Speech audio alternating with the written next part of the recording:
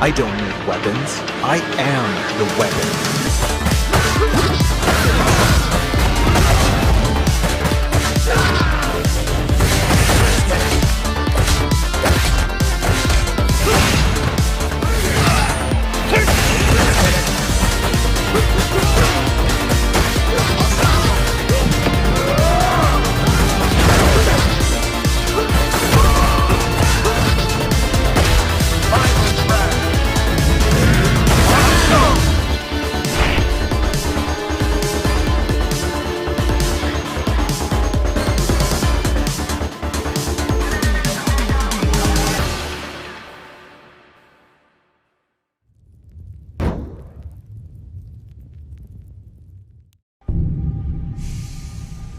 You again, stranger. Do you tire of the hunt? I think not.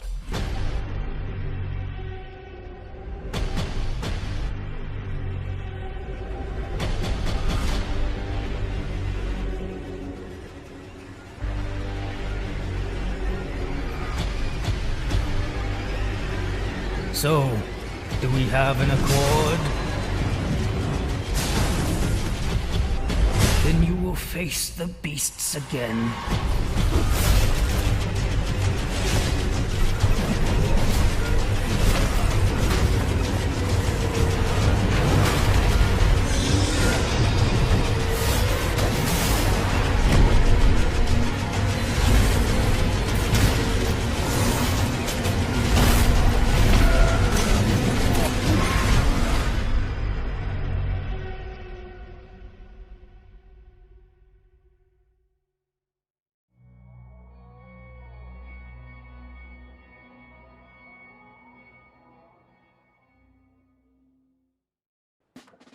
Getting into 2 Point Hospital is sort of like meeting someone really charming and funny, then after a while being pleasantly surprised to find they're also really smart.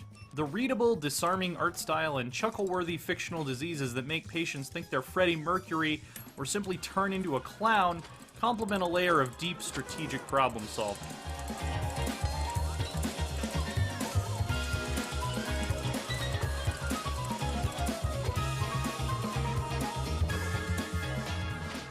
Each of the 15 hospitals you're asked to manage across 2 Point County offered its own unique objectives and challenges, lending a welcome variety to the core routine of diagnosing and curing patients to increase reputation and turn a profit. The layout of a facility has a large impact on the problem solving, as it's crucial to fit in diagnostic facilities, wards for long-term care, employee amenities, and specialists required to treat some of the wackier and more severe ailments. And there needs to be enough space left over for patients and staff to navigate between those hotspots. It's a system that requires plenty of planning and rewards clever use of space. And the layer cake just builds from there. Hiring and training staff with an eye toward how their proficiencies and personality traits will affect their job performance is another ongoing challenge. It builds up the personality of your staff and adds relatable, though sometimes absurd, human drama to the mix. You may end up with a Gregory House who's a superstar at diagnosing tricky illnesses but doesn't get along with his coworkers and has no bedside manner to speak of. Is he worth hiring over a general practitioner with a heart of gold who doesn't know measles from the common cold? There is often no single right answer to these kinds of conundrums, which grants you some freedom in what you want to prioritize. The parade of unwell patients streaming in also provides quite a bit of genuine amusement purely from the whimsical nature of their ailments. A poor soul with animal magnetism has to have an assortment of furry creatures blasted off of them in this slapstick procedure. Some will come in with cases of lightheadedness requiring a full head replacement. A lot of character and attention to detail went into the animations for the various treatments, and the huge list of illnesses led to me continually being surprised and entertained by whatever ridiculous epidemic I might have to tackle next. Each hospital's unique set of concerns helps keep things from getting too stale. Some areas of the county require heating or air conditioning units to keep the temperature at a comfortable level, which made me rethink how I laid out rooms and corridors. One level, set at a university, gives you only inexperienced applicants for all staff positions, forcing you to make use of the training classroom and build up a teaching hospital. Some gimmicks work better than others, though. A scenario in which I had to manage a hospital run by the Public Health Service sounded interesting at first, but the objectives I needed to complete to earn more funding from the county were sometimes cumbersome and nonsensical, like watering a certain number of plants or unclogging a certain number of toilets. Maybe the biggest reason I had such a good time with 2 Point Hospital, though, was that it does such a good job of making you aware of potentially non-obvious problems and offering advice on how to fix them. If there's some breakdown in the supply chain of admission, diagnosis, treatment, and discharge, large readable icons help you pinpoint exactly where the bottleneck is. Pop-up hints continually remind you of things you may be neglecting, like staff training, though they could start to feel a bit spammy at times. The one place where this breaks down a bit is when a problem is caused by your layout. In one level, I had staff deeply unhappy because they'd been holding their morning coffee for several weeks, and I was only able to discover through trial and error that the narrowness of my hallways was causing the AI to glitch out and lose the ability to find what I had intended to be a conveniently accessible employee bathroom. 2 Point Hospital revitalizes the business management genre with flair, character, and enthusiasm. Easily understandable tips and icons make it relatively stress-free to get a working urgent care center running smoothly, while the potential for deep optimization through tweaking building layout and making wise hiring and training decisions leave plenty to munch on for the micromanagement lovers among us. If we're on the verge of another classic genre renaissance, this is a great first foot forward. For more management fun, check out our reviews of Stardew Valley and Overcooked 2. And for everything else, stick with IGN.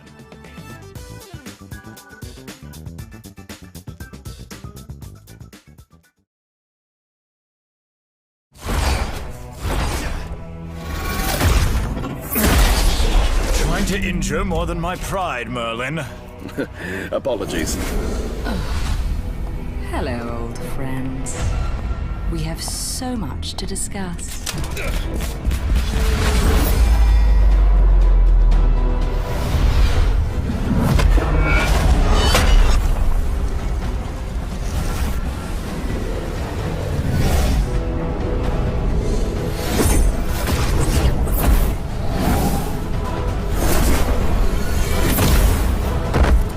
Foolish Arthur Pendragon. Do you still trust your demonic advisor? His wicked magic led to Camelot's fall.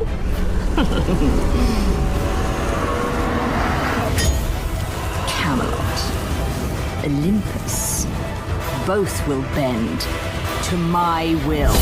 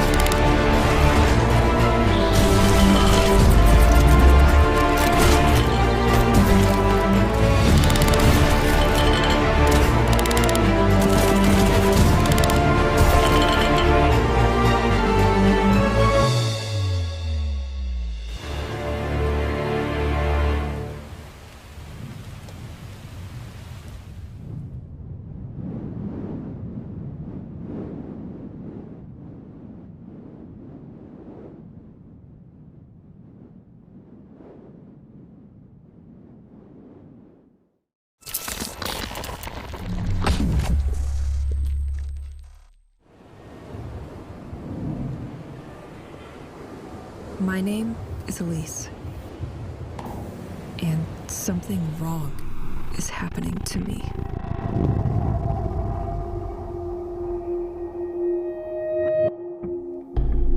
They said we can keep monsters at bay, but from the depth, they came my way.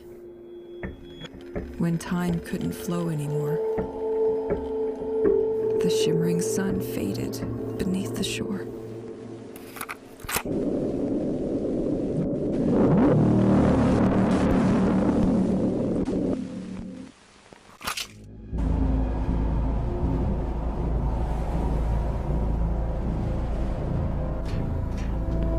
This is where the electricity of St. Exel is largely generated.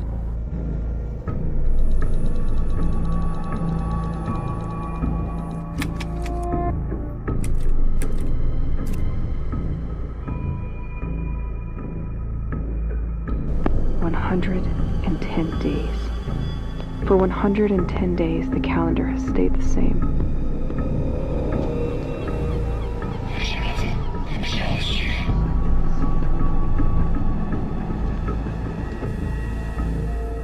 This panel monitors the pressure within the turbines. Only the first one seems to be working correctly.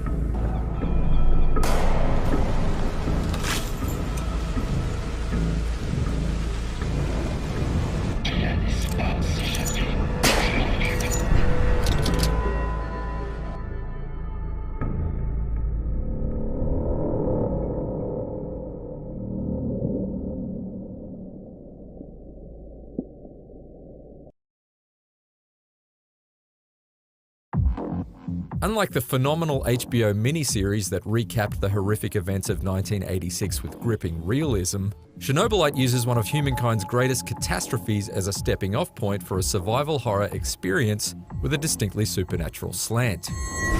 After having around an hour of hands-on time with a pre-alpha build of the game, I'm certainly intrigued to see more of this stealth-driven shooter that derives just as much dread from the crackling of its Geiger counter as it does from its H.R. Geiger-esque enemies.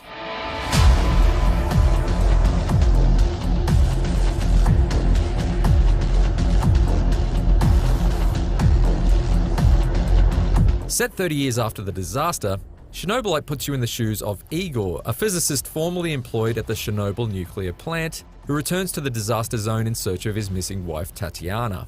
The opening of my hands-on demo had Igor infiltrating the bowels of the facility in order to extract a piece of Chernobylite, a product of the nuclear accident that, in the words of Igor, creates transcendental bijection of the space-time continuum.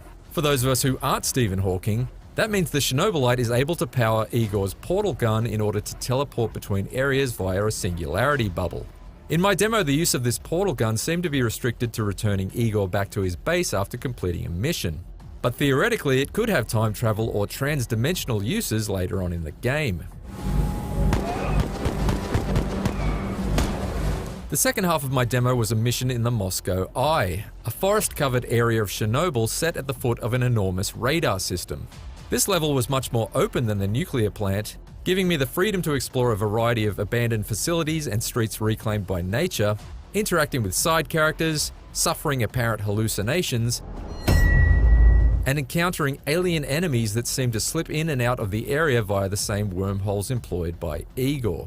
I opted to quietly avoid these otherworldly beings entirely, since I had enough of a fight on my hands against the NAR soldiers patrolling the area. Stealth takedowns were the order of the day against these human enemies, because the only weapon at my disposal was a somewhat rickety revolver. Downed enemies do drop more powerful firearms such as carbine assault rifles, but Igor is unable to use them without a biolock disabler, since they're apparently locked to each soldier's genetic code. The biolock disabler itself may well be a tool that you can craft in Chernobylite, and in fact you can use all manner of resources gathered out and about in the exclusion zone to create tools and build furnishings for Igor's base. It's from this base that you choose your next mission, as well as allocate side missions for your companions to complete on your behalf. Back at the base, you can also study the clues you've collected that point to Tatiana's whereabouts, as well as decide which companion you want to spend earned mentor points with in order to improve Igor's skills. According to the developers, player choice is also paramount when it comes to Chernobylite's storyline, but my short time with the game only served to hint at the sorts of decisions on offer without implicitly portraying the more lasting consequences. The main story quest I played culminated in a decision between destroying the towering Dugar radar with explosives, or letting it stand and instead using it to mind control the people in the Moscow Eye area. Here's how the former choice played out, and here's the latter. Since the demo ended shortly thereafter, I have little idea of the wider ramifications for either outcome. Still, it's the potential of its player-influenced narrative combined with the authenticity of its setting and its intriguing supernatural skew that could allow Chernobylite to stand shoulder to shoulder with the likes of the Stalker and Metro series when it arrives in Steam Early Access later this year. For more Chernobylite, check out the Gamescom 2019 demo. And for everything else, stick with IGN.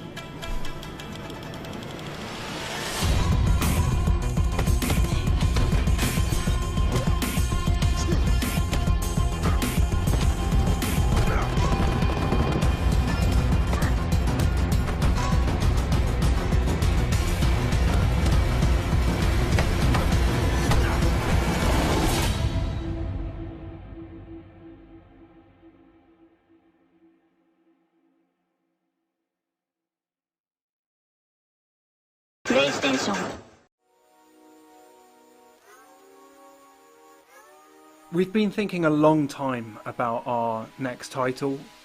It's been something at the forefront of our minds for the last 6 years. Our game is like some sort of neon candy dream, pick and mix. It's something that should make people grin when they see it. We want them to get lost in this sort of skate utopia that we've created. We've had so much fun developing this kind of bizarre cast of characters. Some that will come alongside you as you go on your road trip, and others that you'll meet along the way. It's about taking all the elements that we give you, that we teach you throughout the game, and then you being able to combine them into something really creative and something really expressive. Ultimately, this is a game about flow.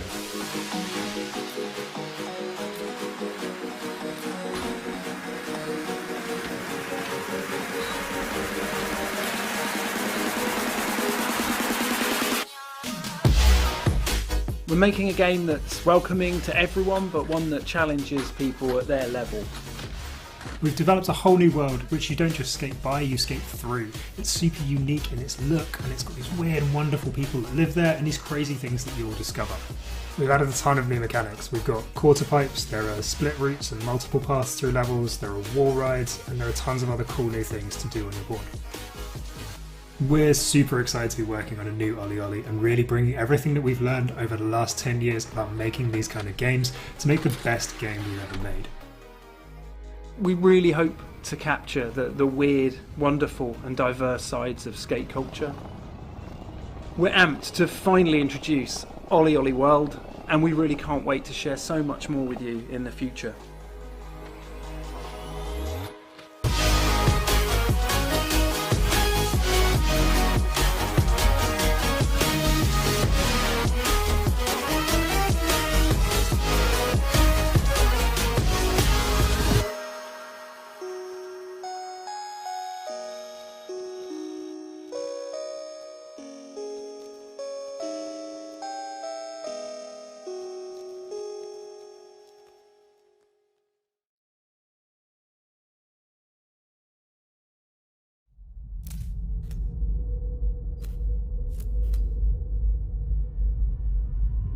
In the second era of the human empire, sonic matter was discovered in the galaxy of Neteron.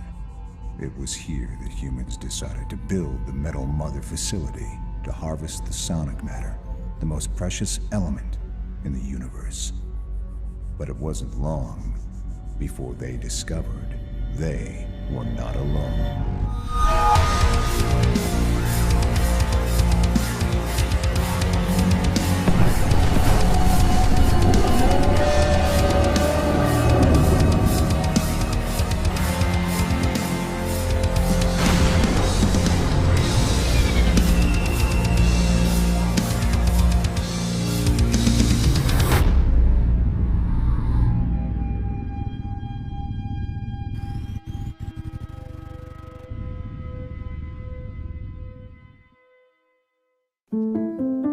When it comes to crime solving, Sherlock Holmes Chapter 1 does not mess around. Whether I was investigating a crime scene, interviewing a person of interest, or drawing conclusions that would determine someone's guilt or innocence, Chapter 1 absolutely never held my hand.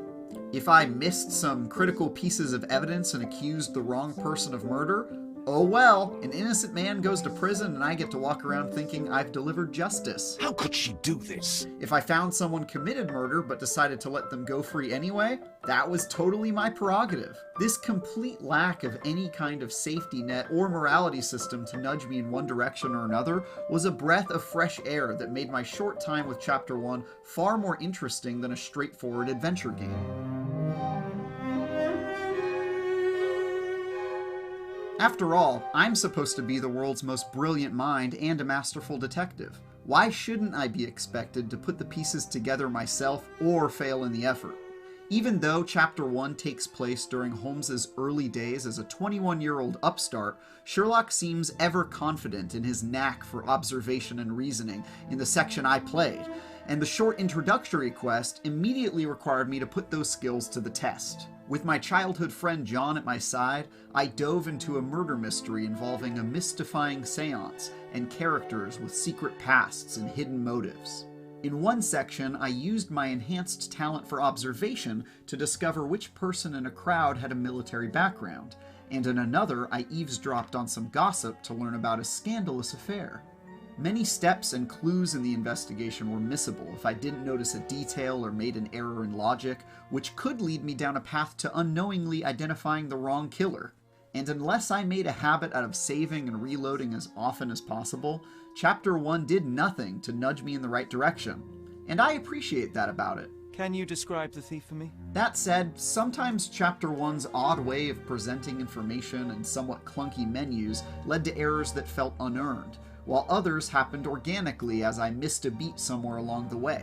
Either way, I was expected to figure it out or suffer the consequences, and that's the beauty of Chapter 1. Nailing a puzzle and feeling like an erudite sleuth is awesome precisely because it feels so well earned. It seems there may have been an unexpected visitor outside the window. On the other hand, making a mistake often left me in disbelief at just how little the game cared if I was successful or not. All the while, John followed me around making notes in his diary as his opinion of me shifted based on my performance. The fact that Sherlock is young and perhaps a little more cocky than he should be serves Chapter 1 well, because either he's young and still brilliant as ever, or he's overconfident and has a lot to learn. With my success or failure, I got to decide which Sherlock I was. And in a world where lots of games make you feel like you're bowling with bumpers on, this level of freedom was incredibly refreshing, even when it felt a bit harsh. Your best strategy now is to confess and hope your reasons were justified. The small glimpse I got of Chapter 1's open-world island of Cordona felt equally unrestrictive. With optional side quests, locations, and events I can take in at my own pace, the prospect of a brutally Darwinistic open-world crime-solving game is incredibly appealing. But because my time in the open world aspect of Chapter 1 was so limited, it remains to be seen if something so ambitious can even work. I'm sure a lot of learnings from the developer's previous game, The Sinking City, will be applied. Either way, it's piqued my curiosity quite a bit, and I'm excited to see if they can pull it off. For more on Sherlock Holmes, don't miss the official gameplay reveal trailer, and for everything else in the world of video games, keep snooping around IGN. Still raging 26 years later, Streets of Rage 4 is a faithful revival of the classic arcade beat-em-ups. Move from left to right, punch enemies, destroy objects for points, health and weapon pickups, punch a few more enemies, and repeat. It's simple and unadventurous, and while it expands modestly on the combat with a few new skills to master, Streets of Rage 4 definitely prioritises nostalgia over any kind of big modern reinvention.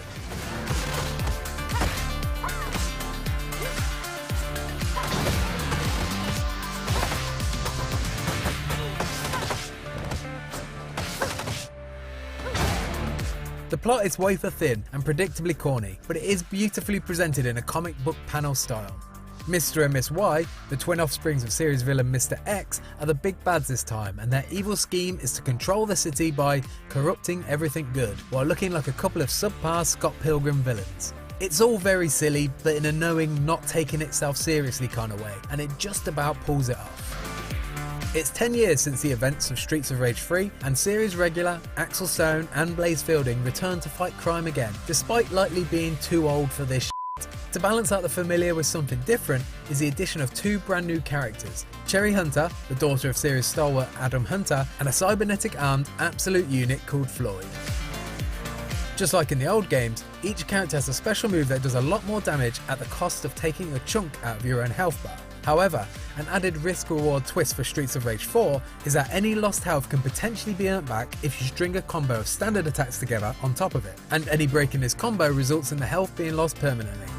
On my first playthrough, which took between 2 and 3 hours, I found myself avoiding special moves due to their risky nature. However, as I got the hang of combos, I started to use them semi-regularly in situations where I felt confident that I could earn that precious health back.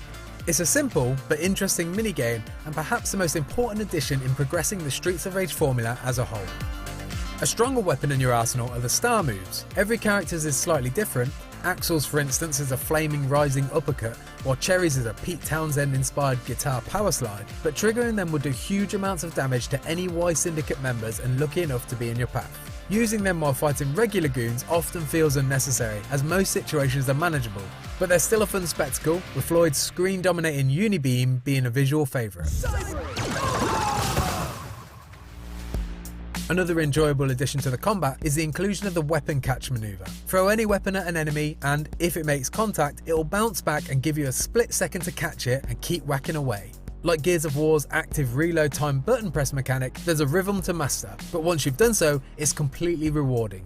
However, for every moment of feeling like a deadly ninja, there are moments that are simply unfair due to factors completely out of your control. Of the 4 starting characters, the returning duo of Axel and Blaze immediately felt familiar and fit right into place in the 90s side-scrolling beat-em-up, but they do feel a little generic at this point. They're both well-rounded fighters who don't necessarily excel in any ability, but work best as an introductory character for new players and a recognisable sight for veterans. But by contrast, Floyd and Cherry couldn't be further apart, and their movesets are by far the most exciting and fun to play.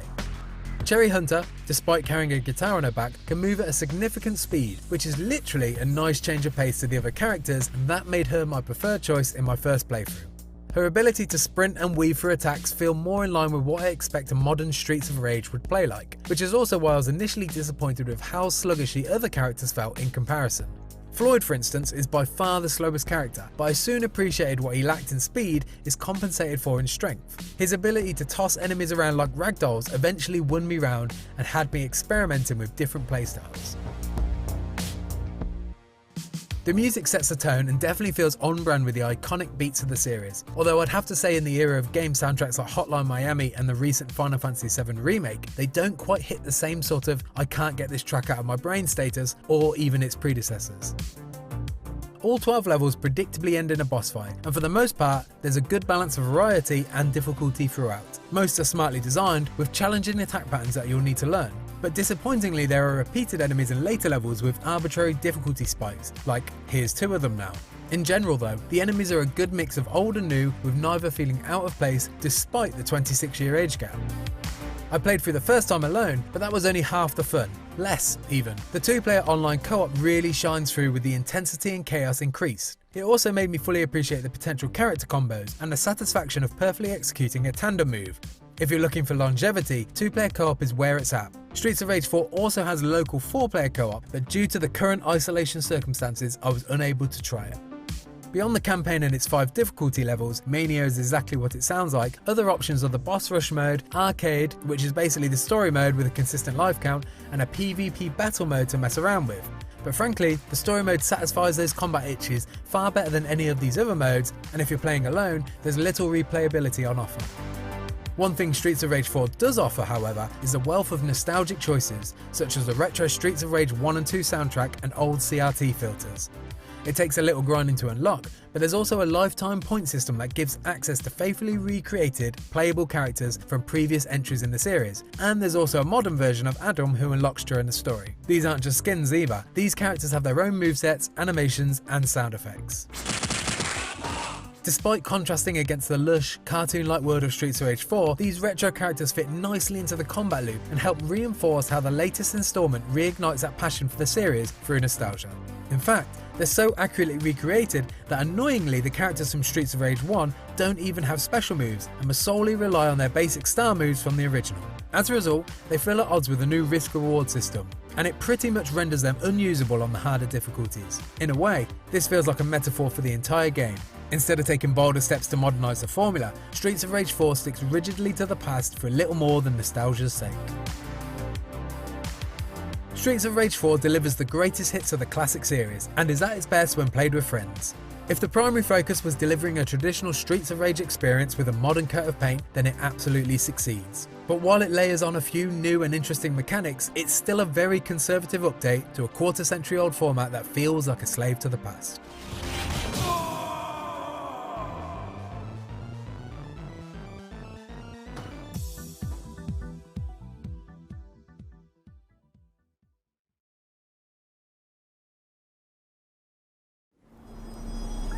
Montpellier, Barcelona, and Dubuque.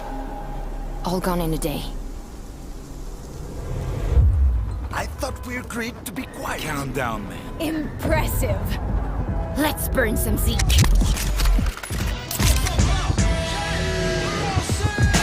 Swarm coming from the street! Stay on your feet this time. There's too many to continue. Work together. It's our best chance. What the fuck? Let's go! Ready for the battle.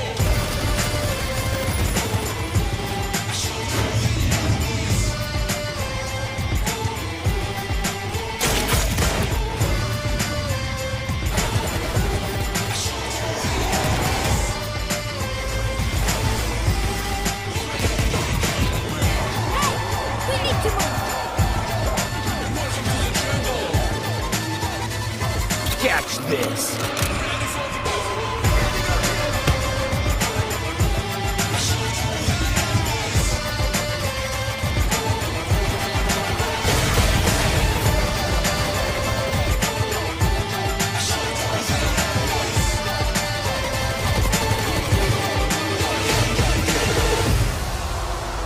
That was really something.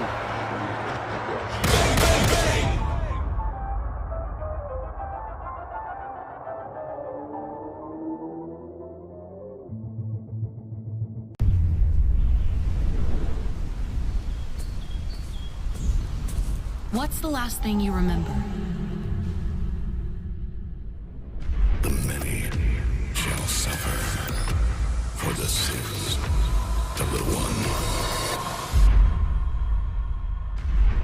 What if you discovered a city long forgotten? A place only rumored in ancient myth and legend. Its beauty unimaginable. Its laws ruthless. Leave us. What if you uncovered a terrible past? Who's responsible for this? It was him, I swear. If one person here commits a sin, everyone will die. An unspeakable atrocity. And a way to rewrite history. I found a window into the past, and I'm reliving the same day over and over. How many rules would you break to undo a great evil? To ascend into legend.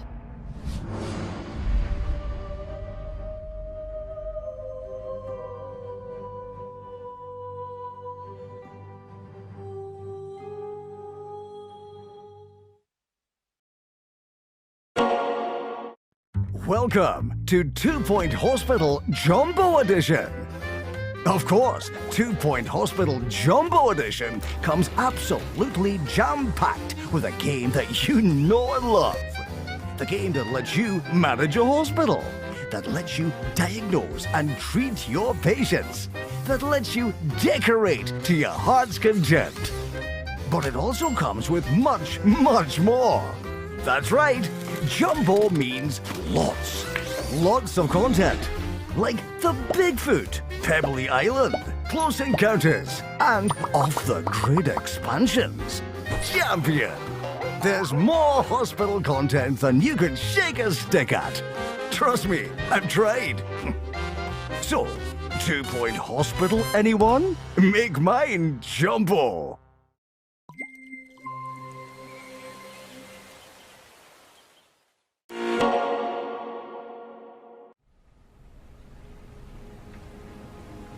Hi, I'm voice actor Stephen Kelly, and I'll be your guide in this gameplay preview of The Forgotten City. So far, we've built our custom character and discovered the ruins of an ancient Roman city littered with these eerie golden statues. But this mysterious portal keeps calling to us, so let's see where it takes us.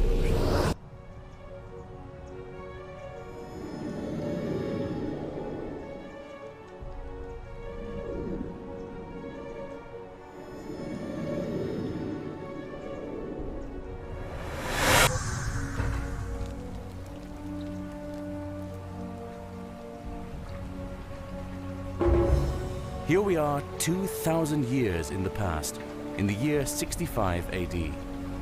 This ancient Roman fellow appears to be a living version of the golden statue we saw in the future. Salve, friend. Mind telling me who you are and what you... Well, he sounds oddly familiar, but let's just skip by him for now.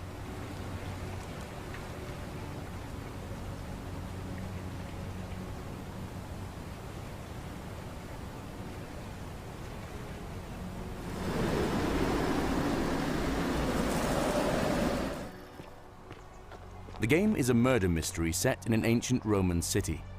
All of its inhabitants live in fear of the Golden Rule, a mysterious curse which means if even one person commits a sin, every last one of them will die, turned into golden statues. Of course, since we've just come from the future where we saw that the city is full of golden statues, we know for certain that someone is going to break the Golden Rule.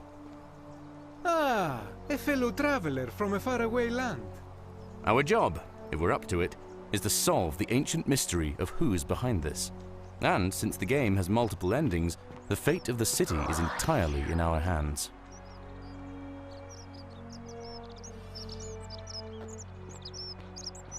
If you've ever wondered what it might be like to walk among ancient Romans, you're in for a treat. The developers worked with a couple of historical consultants, experts on ancient Roman history and archaeology, to depict an ancient Roman city as authentically as possible. They've captured the art, architecture, costumes, and customs of life in a Roman city in the 1st century AD. Fresh meat, huh? For example, here are the public bathrooms complete with cleaning sticks for communal use. Let's put that back down, shall we? But this is no walking simulator, so let's start a quest. During your investigation, you'll interrogate a community of unique suspects, each with their own personalities, motivations, secrets, relationships, and quests. Of course, we'll soon discover we're in a Groundhog Day-style time loop, which we can cleverly exploit by talking to them, winding back time, then talking to them again, and using knowledge you couldn't possibly have had the first time round. But for now, let's talk to Decius. You there! I'm sorry to trouble you, but I couldn't help but notice that fine bow you're carrying. No idea how you managed to get your hands on it, especially in the light of our dear old magistrate's ban, but I'm impressed. And before you ask, no, I wouldn't dream of trying to buy it from you. I have no use for a wooden bow myself. But I would like to propose a joint business venture of sorts. Decius is an unscrupulous Roman merchant. Right now, he's asking us to help him get a mythical golden bow from the shrine of the goddess Diana by replacing it with this fake substitute. He definitely seems a little shady, but getting this bow seems worth the risk.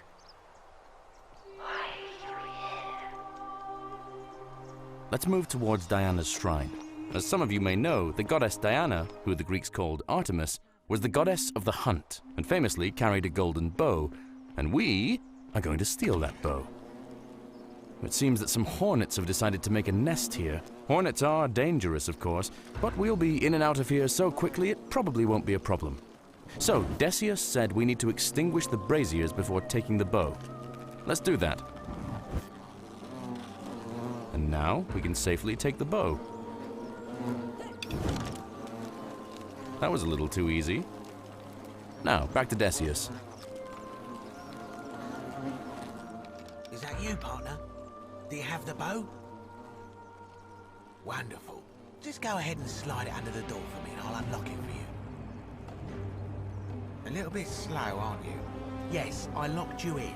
And until you give me my bow, you're gonna stay in there, like Tantalus in Tartarus. No, technically, I never said that. I said, if we were to split all those riches between the two of us, infinite wealth is still infinite. It's hardly my fault if you can't tell the difference between a hypothetical and a promise, now is it? Oh, I do love a good loophole. You're just gonna have to take your chances, I'm afraid. The bow, now. And don't even think about giving me the fake one. I'll recognise my own handiwork. I would reconsider my position quickly if I were you. I'm not sure if you noticed, but you're stuck in there with a hornet's nest, and they can be rather aggressive toward intruders. You know, some say it takes 27 hornet stings to kill a man, but I always wondered how anyone could have known that. Let's find out how many it takes to kill a woman, shall we? Ah, okay. Curse this sudden but inevitable betrayal. We are now locked in the temple with an angry hornet's nest. We need to think about how to find a way out.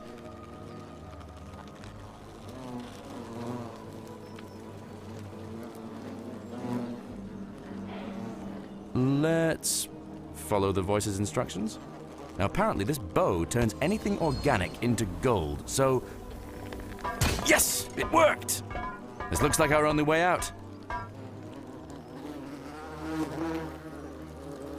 Sorry for busting up your shrine, Diana. In case you missed it, The Forgotten City is a reimagining of a mod from a popular fantasy game. In fact, it was the first mod in history to win a Writers Guild Award and was downloaded more than 3 million times. So, the original modder, Nick Pierce, assembled a game studio, Modern Storyteller, to redevelop it into the standalone game you're currently seeing.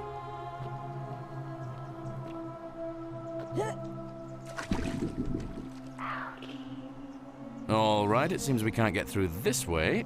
But again, if this bow turns organic matter into gold, let's try shooting the layer of algae on top of the water. Perfect.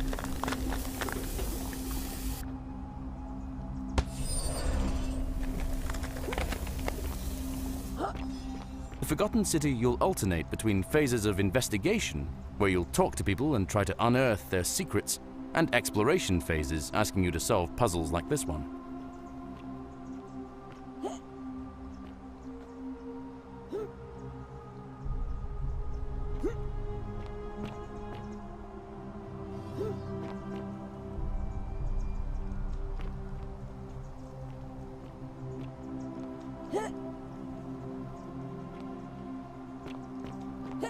Of course, puzzles and gameplay mechanics aren't the only new additions to the Forgotten City. Everything about the mod has been leveled up. There's a slew of new quests with multiple solutions, unexpected new twists and turns, and 4 different all-new endings. If you like the mod, you're going to love the standalone game.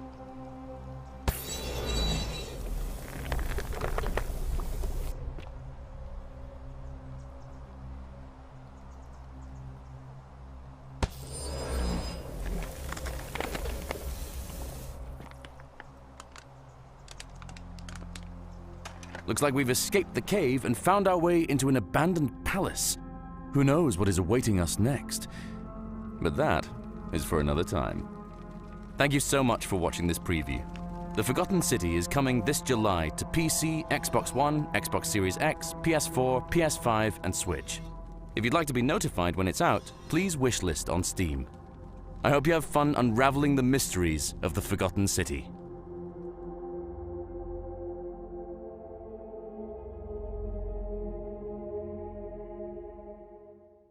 World War Z's competent but basic co-op shooter gameplay provides a good venue for a group of 4 friends to get together, topple massive zombie herds, maybe save a few survivors here and there, and laugh about it when the results roll in. There's nothing revolutionary or even that remarkable about World War Z, but the formula it so rigidly follows is proven to be fun.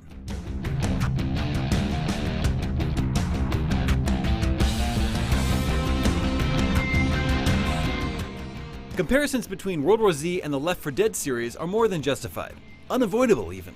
The 11 linear gauntlet missions in World War Z involve completing a series of simple tasks that effectively promote teamwork and communication, especially during jam-packed zombie attacks. Weapons, ammunition, and healing items are evenly scattered about levels, especially as rewards for those who take initiative to explore. For defensive objectives, you're given about a minute to decide where to deploy machine guns and traps while deliberating about your overall strategy before the zombies come pouring out of every opening, crack, and crevice.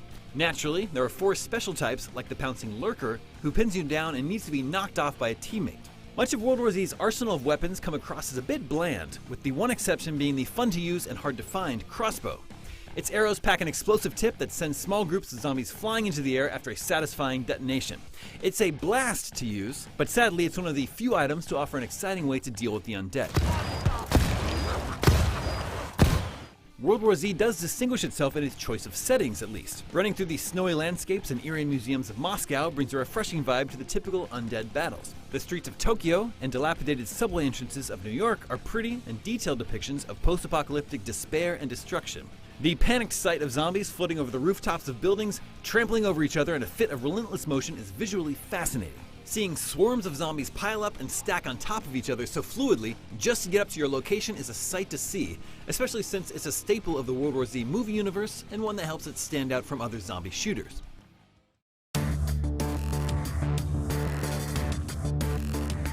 World War Z is very keen on making sure you're playing with actual human players. If you're down even one person, you'll be teamed up with a bot. And just like in Left 4 Dead, these AI dummies have a bad habit of straying too far from the team, getting stuck, and being left behind in certain rooms.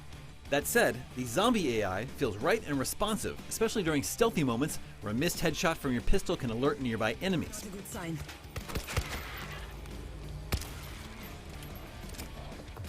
One notable area where it adds to Valve's tried and true blueprint is a class and progression system that lets you specialize in certain areas like gun damage, melee, explosives, or you can be a medic and level up their abilities. Differences in classes are minimal and primarily dictate the weapons you start with, but they also assign an unchangeable special item that helps set your role within your group, which is especially important on higher difficulties. Testing out different special items and upgrading them is alluring at first, but the appeal is slowly lost when it becomes a grind to unlock something like an increase to the blast radius of C4. A lack of cloud saves on PC makes it harder to commit to the long grind. But because all 11 missions can be completed in a swift 5 hours, the expectation of playing with improved weapons and increasing the difficulty sadly doesn't hold for too long. There are only so many times you can wait for the boat to reel in or escort the bus of survivors before it gets overly repetitive. Had the enormous hordes of zombies in World War Z felt a little less calculated and more unpredictable, like the undead in Left 4 Dead, perhaps replaying levels would feel more diverse. A very ordinary competitive multiplayer mode exists outside the main campaign. One cool twist is that zombie swarms occasionally run through maps when you're playing Deathmatch or King of the Hill. Surprisingly, that's not a nuisance, but also not enough to keep a shooter this simple interesting for long. The finest way to experience World War Z is to fire up your microphone and find yourself a 4-person crew to play through the brief but fun campaign. It's rare to see it go beyond the roots of its very clear inspiration, and there's not a whole lot of variety when it comes to the missions, the special zombies, or the weapons, but what is there works and is enough to fill the Left 4 Dead shaped hole in our hearts for a little while at least. Thanks for watching. For more recent reviews, check out our reviews of Mortal Kombat 11 and Elder Scrolls Blades. And for everything else, stick with us right here at IGN. As a rule, portal guns make everything better. In the case of Splitgate Arena Warfare, the ability for every player to place 2 ends of a teleporter turns an otherwise average arena shooter into a smart, tactical, team-based game in which outthinking your opponents is more important than outgunning them. It just doesn't do a great job of putting its best maps in the forefront for new players, which may be contributing to a downward spiral of problems stemming from low server populations. It deserves better. Kill control. Kill contested. You start each 4v4 round of domination, King of the Hill, or team deathmatch with a portal gun that can place 2 portals on shiny blue surfaces spread around the map, allowing you to instantly pass between them or even shoot through one to hit an enemy standing near the other. It's more than just a gimmick, because these portals give you far more tactical options than in your average arena shooter. You can flank enemies, escape danger, or just reposition to a better vantage point. Even if your aim is poor, you can still have a big impact on matches through smart positioning. Adding a portal gun to what would have been a mediocre arena shooter is an inspired move, because otherwise all of these low recoil weapons are uninspired analogs to guns that have appeared in other arena shooters, specifically Halo, with nothing to set them apart. The large multi-level maps have lots of elevated buildings and platforms that you can reach by holding space to activate your jetpack, but they too are mostly forgettable. It's satisfying when you can predict an enemy's movements, setting up your portals to get an easy kill. If you see an enemy heading for a control point, placing one portal in a safe spot and another overlooking the point will set up an ambush for when they arrive. You can shoot and pass through enemy portals, but you can't look through them, which adds another set of decisions to make. If you jump through, you might be walking into a trap, or you might come out behind a straggler. Enemy portals flash when the other team is next to one of them, which is your cue to squeeze the trigger blindly. It's a smart way to stop players from camping in one spot. The way Splitgate encourages you to play the objective is clever too. Away from Deathmatch and Free-for-All, which have their own ranked playlists, getting bodies on a control point is often a bigger factor than landing headshots. Your ranking is based purely on wins and losses, which stops players peeling off and doing their own thing. What ends up sapping a lot of Splitgate's momentum is the fact that the maps look bland, and some simply aren't fun to play in certain game modes. Saw Stadium is fun on King of the Hill, but on Domination it simply doesn't work as well because the middle point is so exposed, which means it rarely changes hands. Splitgate also limits the maps you'll see in your first 10 hours or so outside of custom games, and the same ones crop up over and over again in ranked play for far too long. It's a shame the devs didn't include all the arenas from the start, because those higher level maps are the most interesting ones. Highwind is one of the best. It's a collection of pagodas with sloped roofs set against a forest backdrop.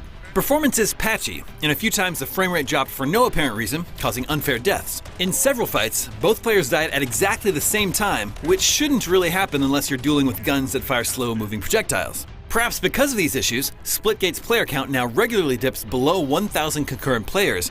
That's too few to consistently create evenly matched teams in ranked play, and one side will often steamroll their opponents, causing one or more players to quit, which makes it even less fun for the losing side. You also have to wait as long as 5 minutes to find your next game, and sometimes matches are cancelled because too few players join, which kicks you back to the menu. But Splitgate is fun enough that its matches are worth waiting for, even if you have to requeue multiple times. Splitgate's portal guns turn what would have been a forgettable arena shooter into one of the smartest in years. It's let down by its drab maps that repeat too often in the first hours, and its current lack of players can make it hard to find an evenly matched game if you haven't brought your own teams. But it's fun, free, and its microtransactions are purely cosmetic. Most importantly, it proves that portals aren't just for puzzle games, they're at home in competitive shooters too. For more, check out 5 minutes of gameplay. And for other multiplayer games, check out our reviews of Mordau and World War Z. And for everything else, stick with us right here at IGN.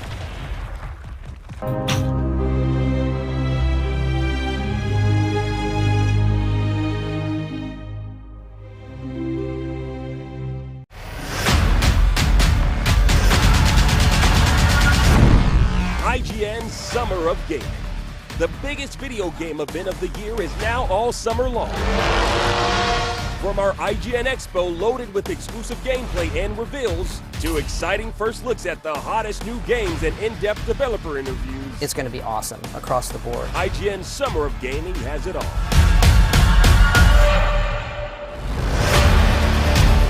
This year, we've condensed a metric ton of fresh trailers and never-before-seen gameplay into one sleek package.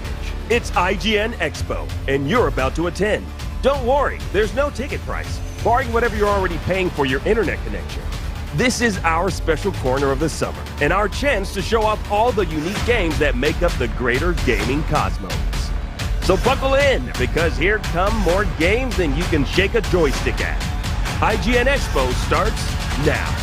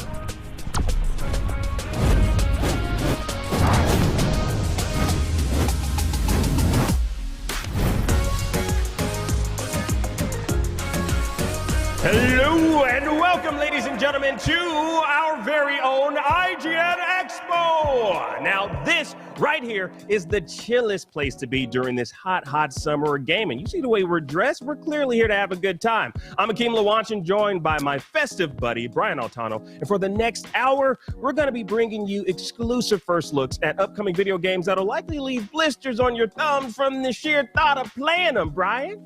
It's physically impossible to get blisters on your thumbs from thinking about something, but, you know, I believe in you. Your heart's in the right place. By all means, continue. Brian, look, I gotta tell you, man, you don't tell me what's physically impossible, baby. Tell me about the games. You know, we're smack dab in the middle of summer gaming, IGN's all summer long game abrasion celebration. Now, yesterday, y'all saw Jeff Keighley's Summer Game Fest kickoff live. Tomorrow is the start of our E3 2021 coverage, and this right now, this thing that you're experiencing right now is our very own IGN Expo. It's the eye of the heat storm, and you know, well, we all want to know, baby. We all want to know. I didn't get an Echo machine. Did they mail you one of those? Anyway, I'll tell you a little bit about the games. But first, just a teaser. You just got to look at the brand new Mortal Shell, the Virtuous Cycle DLC. And coming up, we've got numerous trailer reveals of upcoming titles, DLC, announcements, developer walkthroughs, and so much more. I'm actually not sure if we're allowed to spoil the surprise for you all. So let's just jump right into it and show you some exclusive game footage from Creed. Games! Two boxing giants are about to step into the ring tonight. I'll go easy on you at first. I got this.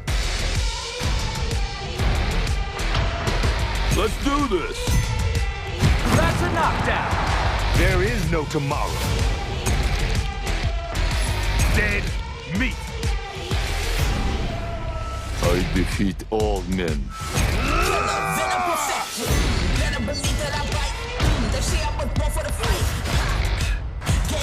Woo! Ready to feel the beat? Didn't take a single hit. I did it! I'm a killer, then I'm perfected. I'm a killer, then I'm perfected.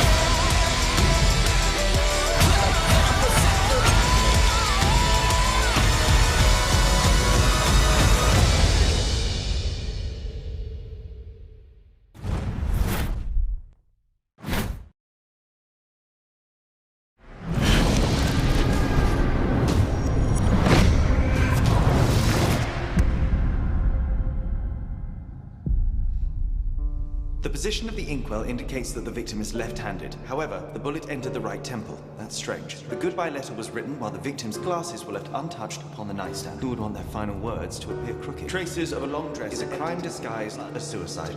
The maid? No. I have it. They belong to the priest who wanted to retain ownership of the land for his presbytery. The first case on this island is closed. That's incredible, Sherlock. You always impress me.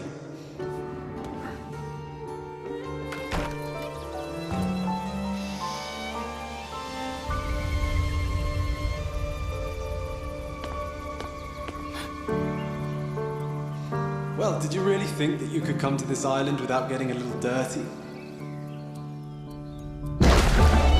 That investigation was easy, but this personal mission that brought you here, you know it's nothing but pain and madness. I know it's not so far from what's already in your mind.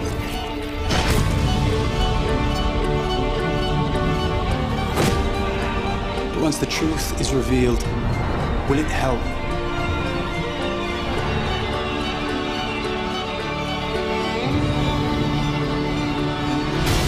Watch your step, Sherlock. This quest might soil more than your shoes.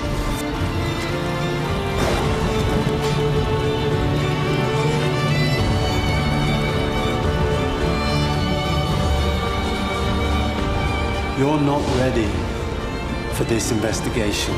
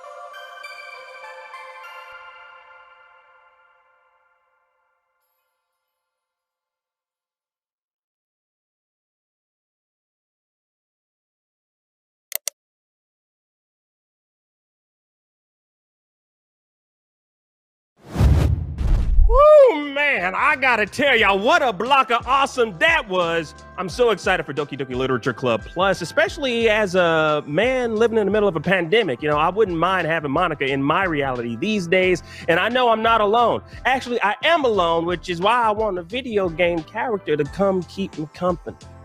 But I am excited for that one. What about you, Brian? Yeah, sure, definitely. Well, that Sherlock Holmes game looks pretty cool, and also as a man and living in the post-pandemic, I'd sure love to have a platonic business relationship with Watson to solve crimes and such, and hold hands. But let's keep this train going by tossing it to the developers over at Gearbox for a breakdown of the Wonderlands trailer. This new game is set in the Borderlands universe and inspired by Tiny Tina's tabletop adventures. Let's take a look at Wonderlands. Roll for initiative, suckers!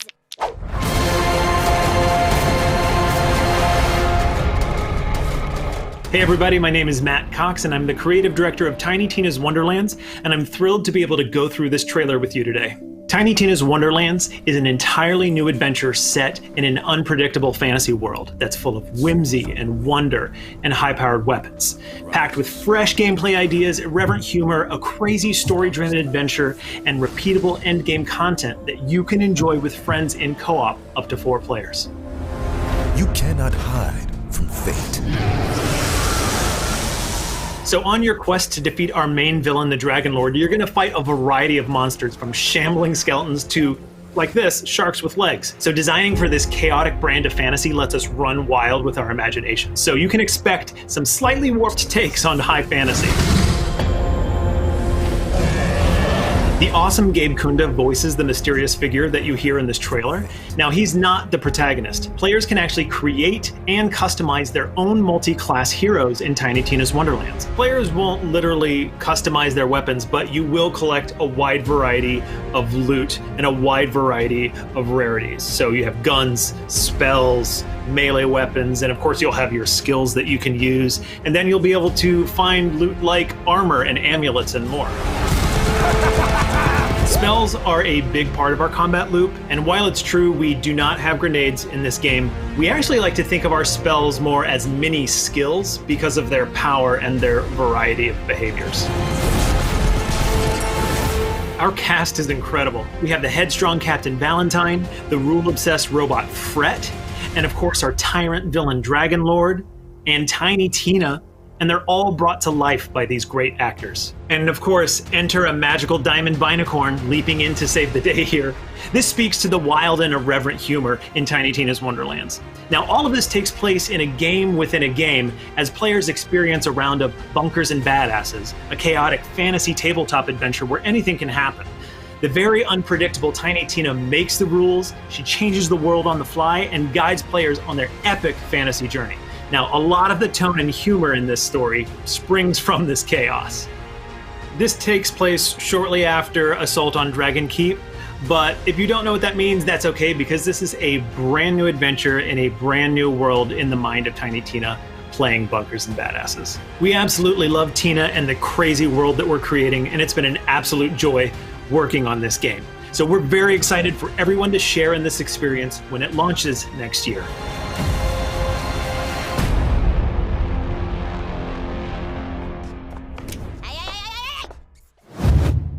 I think it should go without saying that Wonderlands looks wonderful. There, I said it, and I don't care who hears me say something so brave yet so controversial.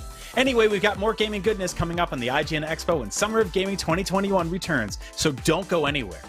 Don't. That's a threat. It's not a threat. I mean, it's just mildly nicely asking you don't go anywhere. But don't go anywhere. I have scissors, and I'll make a beautiful, beautiful card for you that says, don't go anywhere! We'll be right back. IGN Summer of Gaming 2021 is presented by the Amazon original movie, The Tomorrow War, exclusively on Prime Video July 2nd, and powered by Duracell Optimum, the official battery sponsor of Summer of Gaming 2021, and presented by USAA Insurance, and Army National Guard. Pursue multiple paths while you serve. Reach your greatest potential with Army National Guard.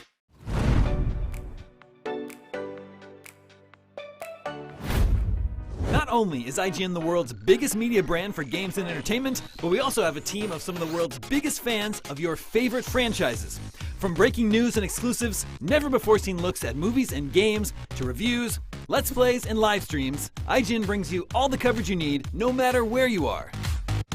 Whether you're on IGN.com, the IGN app, YouTube, Facebook, or Snapchat, we've always got you covered. IGN, the #1 source for all games and entertainment fans worldwide.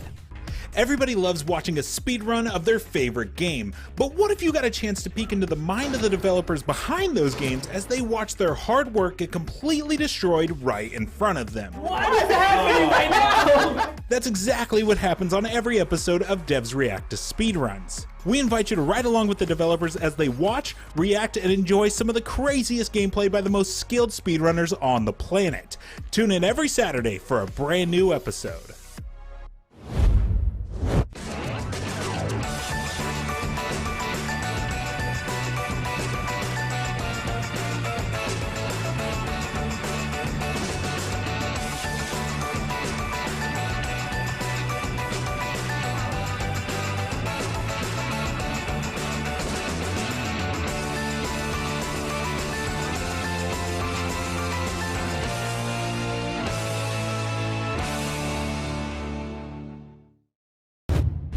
In a world with non-stop news about Marvel, DC, Star Wars, you need a show with accurate reporting, hard-hitting commentary, and me, Akeem Lawanson, host of IGN's news show, The Fix Entertainment. Whether it's the latest superhero scoop, film fiasco, or anime announcement, I'll be here covering all the breaking movie, TV, and streaming news that matters most to you. Make sure to catch The Fix Entertainment on IGN for your fix of entertainment news. Let's drop it.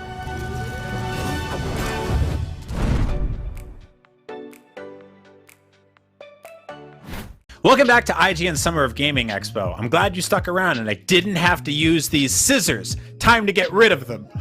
Give me that, man. You don't need those. Give them to me. What are you doing with these? Anyway, let's check out some more trailers. Any guess on what we might see now, Akeem? Well, you know what, Brian? I'm going to go out on a limb here and say exclusive gameplay trailers with a dash, just a dash of DLC. I want to see some DLC. Wild guess. Well, let's DLC what we got. Ooh. It hurt. It hurt me. It hurt me to say it. Okay. It should. Physically hurt to say that joke. Physically. I need the scissors back.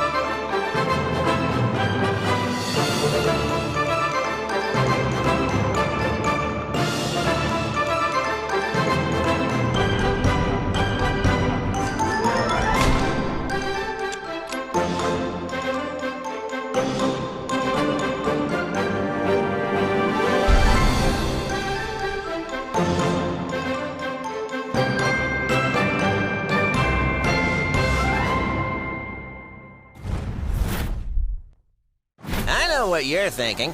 Who is that gorgeous amphibian, and how can I be as successful as him? Well, I'll tell you, kiddo.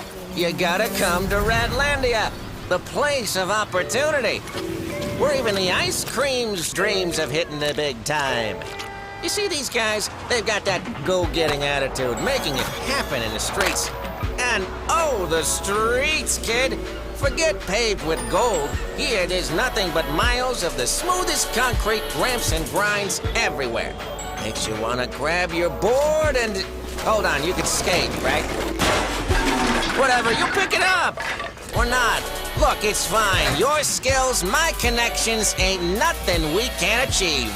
There's a whole world out there to discover. It's time to shine, my humanoid friend. Let's roll!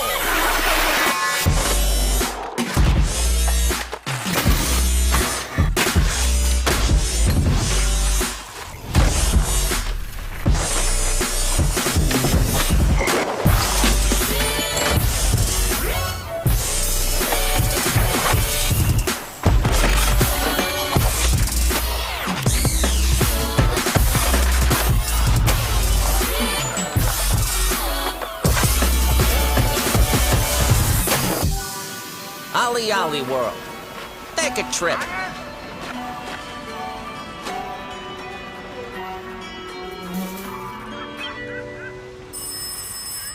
Yeah, baby hopper. Big deals on tiny wheels.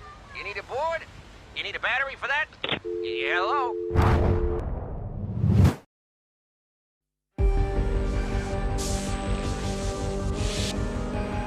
Brothers and sisters,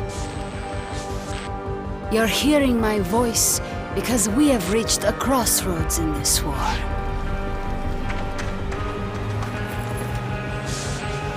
We know now that no miracle is coming. That simply surviving is a slow death.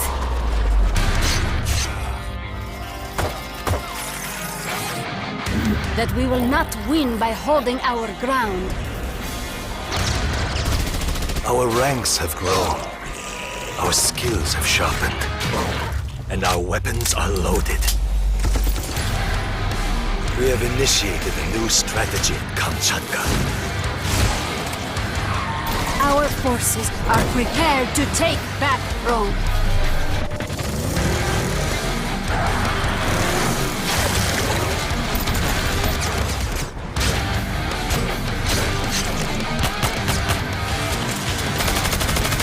We will not hide.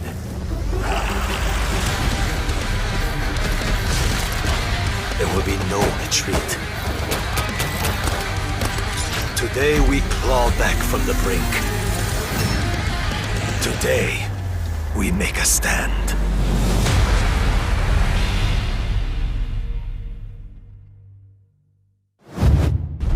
Welcome back to IGN Expo! Yes, now you all just got a sneak peek of Sifu and World War Z Aftermath, among others. Now, I can ramble all day about how great those reveals were, but you know, why ramble when we got Bramble? Now, this upcoming game from Dimfrost Studio promises to take you deep within the dark and mysterious world of folklore. Let's take a look at Bramble the Mountain King.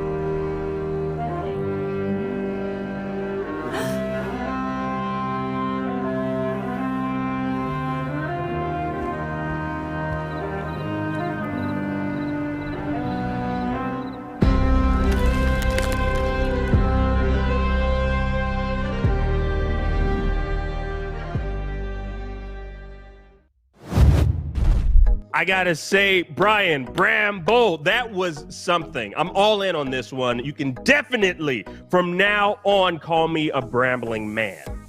Yeah. Call me Bramble. Okay. I mean, yeah, the game looks really awesome. I just feel like you're really excited about the repeated stabbing thing. That seems like you're honing in on that specifically. You seem very into that, which is odd. I mean, it's got everything that you want in a solid video game. I thought it was really awesome. I'm really excited for it, Brian. Just tell what do we have next? Because I'm super excited, man. If Bramble was this damn good, we got to have something else coming up next that's just as equally, if not better. Well, you know, whatever's up next, I think maybe we should pivot and have something with like considerably less chest stabbing. Maybe something like a little bit more chill. You know, something kind of relaxing. So you mean like, how about this? How about like skating with birds? Like skateboards? Skateboarding birds. Oh, yeah. I mean, that's very, very specific, but that would be super chill. Yeah, let's do it. Skating birds. Great. Well, then you know what, Brian? I'm going to tell you right now, you're going to love this next game. Here comes Skateboarding Birds in Skatebird. Let's check it out. Skatebird. Skatebird. Skatebird.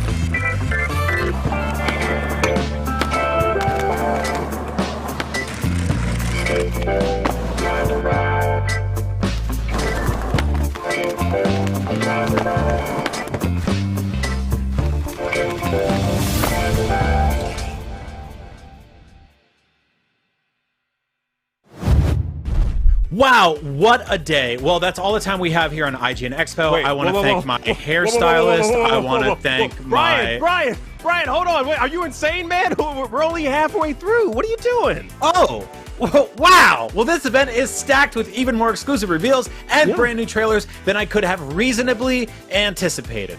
Clearly, and very well said, my friend. And we'll be right back with even more right after this break. So stick around and keep being part of our Summer of Gaming. That's right. And I want to thank my agent. I want to thank my friends. I want to thank my uncle who taught me that wrestling isn't real. That made me mad when I was a kid, but I'm okay with it now. It only took about 60 years to get cool with that.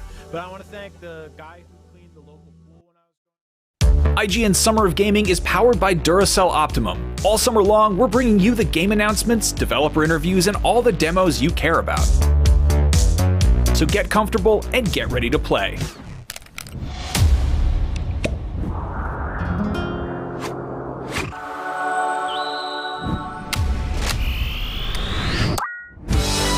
Upgrade your Xbox controller with Duracell Optimum batteries today.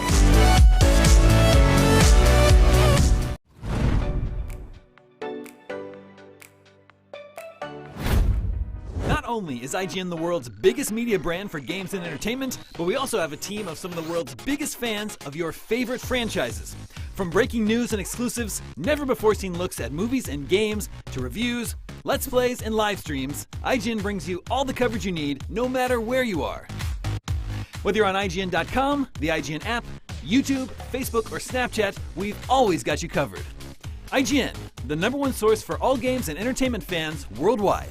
In a world with non-stop news about Marvel, DC, Star Wars, you need a show with accurate reporting, hard-hitting commentary, and... Me, Akeem Lawanson, host of IGN's news show, The Fix Entertainment. Whether it's the latest superhero scoop, film fiasco, or anime announcement, I'll be here covering all the breaking movie, TV, and streaming news that matters most to you. Make sure to catch The Fix Entertainment on IGN for your fix of entertainment news. Let's drop it. If you're not following IGN on social media, what are you waiting for? We're constantly updating our feeds to bring you the latest news, gameplay, custom original content, the best user-generated videos and art, memes, and a whole lot more. Be part of the conversation throughout the year. Follow IGN on Instagram, Twitter, Facebook, TikTok, and Snapchat. What's up everyone, Sydney here to bring you a little update about the future of IGN on YouTube. We've been listening to your feedback and it seems like some of you are more into games while others are more interested in movies and TV. So we got to thinking about it and decided, why not both? Our main channel will still bring you all the biggest news, reviews, previews, and trailers to keep you up to speed on the most important highlights. But if you only want games content 24/7, head over to IGN Games. Movies and TV more your thing? Check out IGN Movies and TV. More channels, more of the stuff you love, more IGN. I want to thank DuckTales. I want to thank Anthony Franco's Pizzeria in Paramus, New Jersey. Really good, really garlic knots really is what yes, a lot that's right. That's right, Brian. Well, you know what? Welcome back. This is still the Summer of Gaming, and you found yourselves knee-deep in IGN Expo. Yes, we are jam-packed with some of the most unique games you'll see first right here on IGN. Speaking of which, you know what I miss most during quarantine? Helping and moving friends. I just really love unpacking heavy crap and lifting it up in the air. And if you're a weirdo like me, then you probably get the sheer joy of games like Power Wash Simulator and Teardown. Well, keep an eye out in our next set of trailers for Unpacking, probably the best unpacking simulator made to date. Sure. Yeah. You know, there's also like a bunch of other trailers in there too, Brian. I think they're going to be most excited about the Unpacking one, though. Okay, you know, well, fine. Well, let's unpack all the trailers, not just the Unpacking one, right now.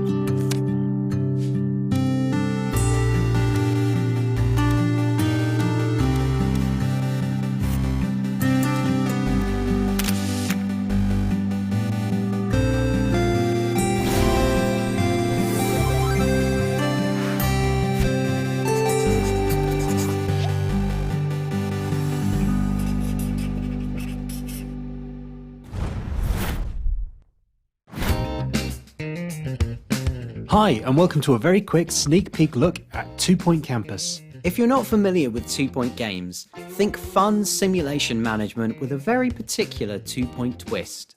In Campus, you'll get to design and run your very own university. But rather than boring courses, we're giving you the opportunity to teach your students very unusual classes, like night school. In this one, you'll be teaching your students heraldry, chivalry, jousting, and how to walk around in that really heavy armour. Here we're building the training area for our prospective knights.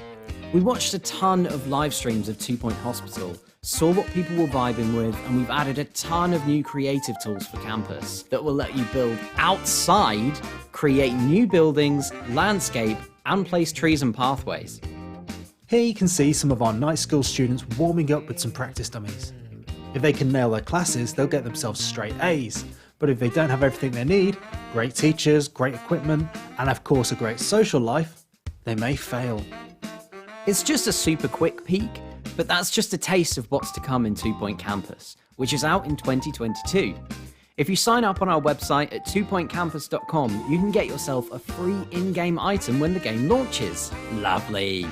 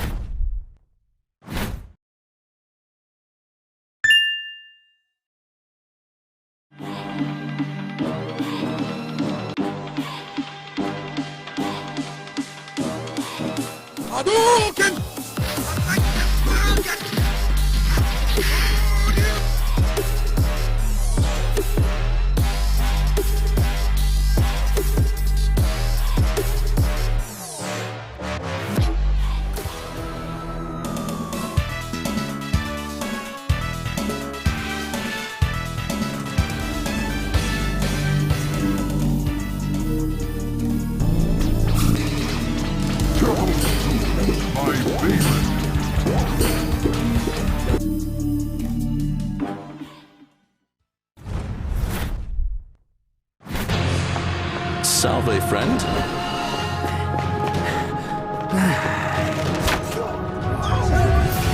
The many shall suffer for the sins of the one. Salve, friend.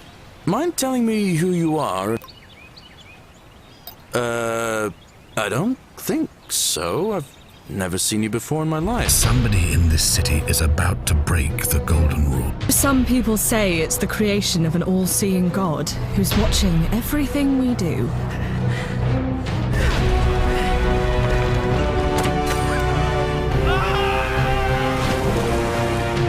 Are you with me? Can I count on you to figure out who's about to break the golden rule? How is it that you've just arrived here and you already know everyone and exactly what's about to happen to them?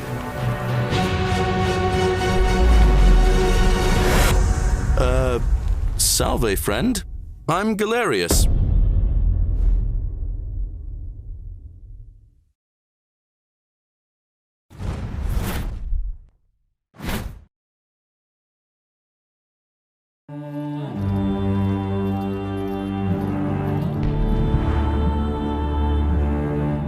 From a new dawn, a hero rises, torn between two worlds, yet part of none. It's your fate to free Nevendar.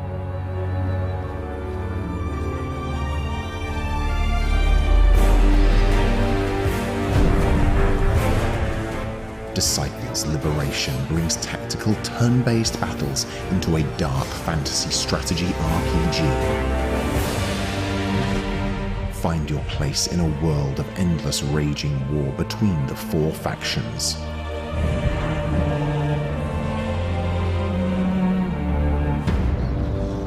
Use your legacy to battle your foes, find loyal companions, and form a powerful army.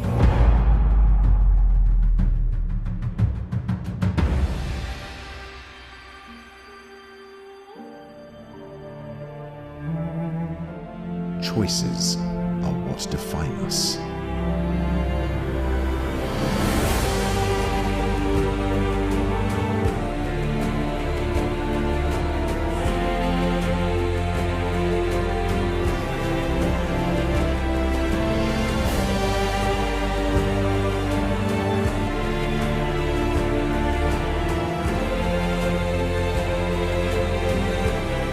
Seize your destiny and liberate the land of Nevendar.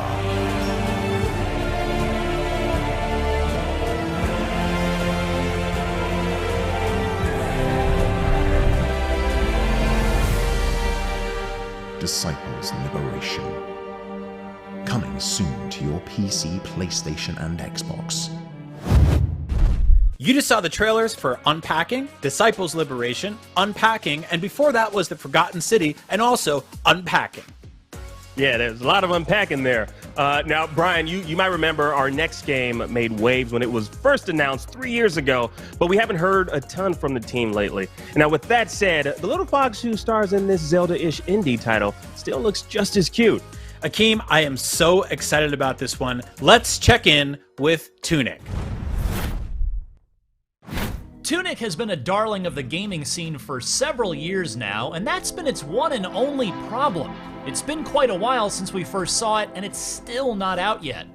The same demo has been making the rounds for many moons, but one-man developer Andrew Schuldeis's absolutely adorable fox and his Zelda-like adventure is finally almost ready, and we got an exclusive hands-on with the all-new E3 2021 demo that's coming to your Xbox on June 15th. Here are 5 reasons why this charming fox needs to be on your radar.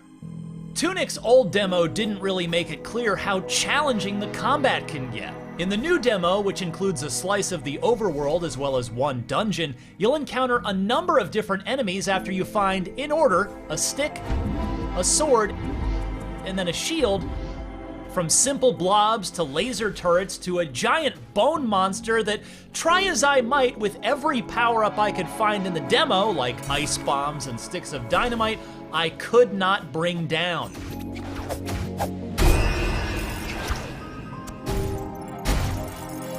I presume I'll be more powerful later on in the full game to come back and conquer it, but the demo makes it clear that there are going to be places that you probably shouldn't go yet, no matter how tempted you are to get through the doors the toughest creatures are guarding.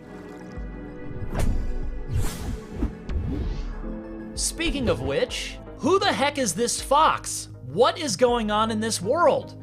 What does the in-game language mean, and will I ever be able to translate it? And why are there help screens in the world modeled after old-school video game instruction manuals and strategy guides? I love the added sense of mystery and intrigue that Tunic brings that it absolutely doesn't need to. The gameplay would be just as fun and the presentation just as compelling without them, but they're there, and they make me want to play more to uncover the answers to those questions.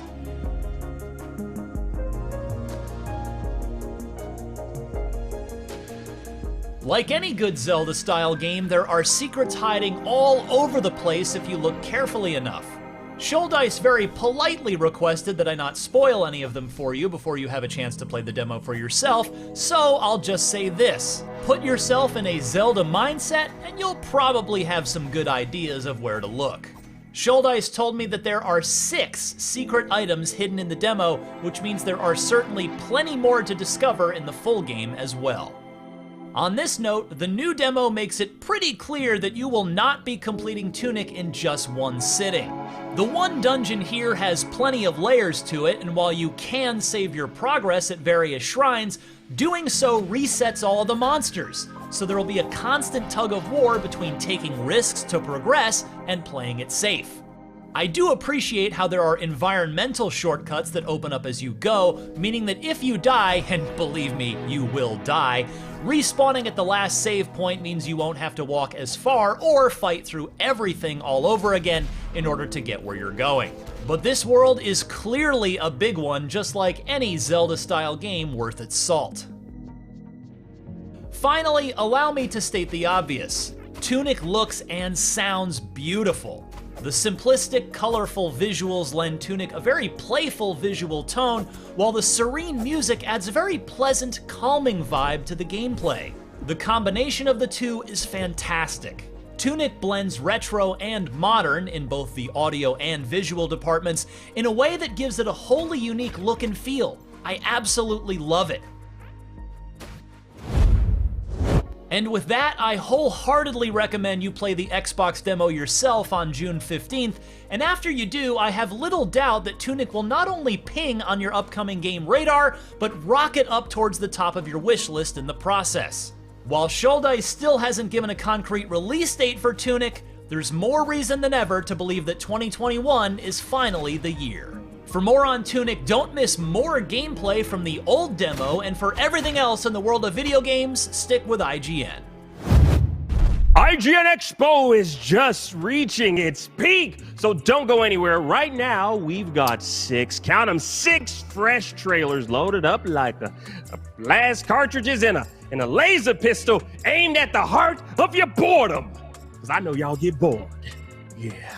Wow, they shoot a laser pistol at the heart of boredom. That's an apt metaphor, Keem. It's also really dark and slightly messed up. Anyway, our first trailer involves a show I know everyone loves, Saint Ranger Things. Following the adventures of Saint Ranger, the only Texas Ranger to ever be sainted.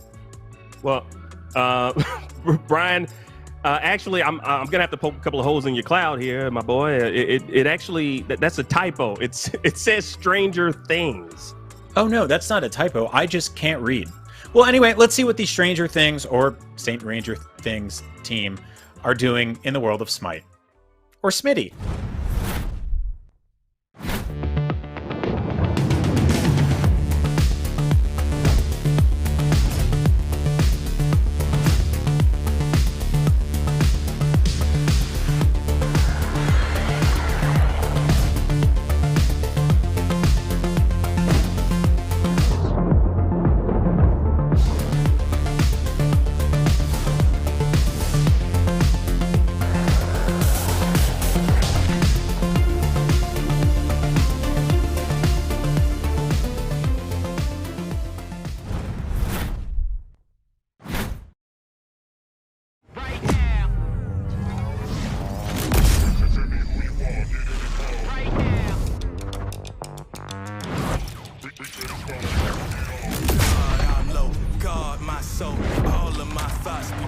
spark like cold. Up to the party, y'all don't want smoke.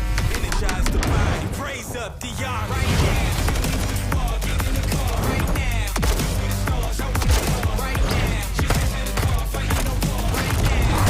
With y'all, I'm in the store right now. Put your feet on the ground, look around. It's the siege and we back in your town, burning it down. You can give you what you been waiting for now. What you praying for? This the type of we slaving for. You are now listening to the greatest.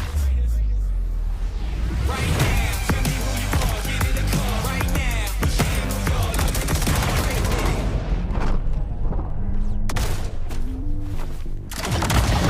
Tell me who you are. Get in the car right now.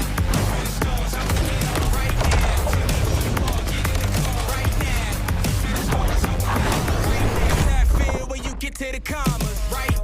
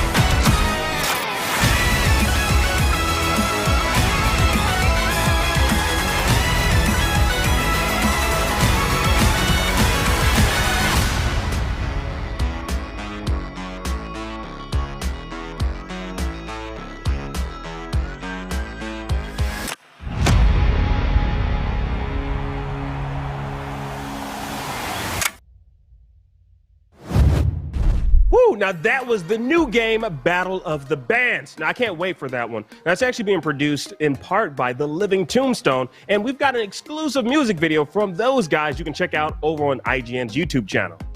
You know, if IGN Expo were a battle of the bands, this would be the brief window between when each band plays and you can go buy an overpriced drink and use the bathroom and make a pee-pee.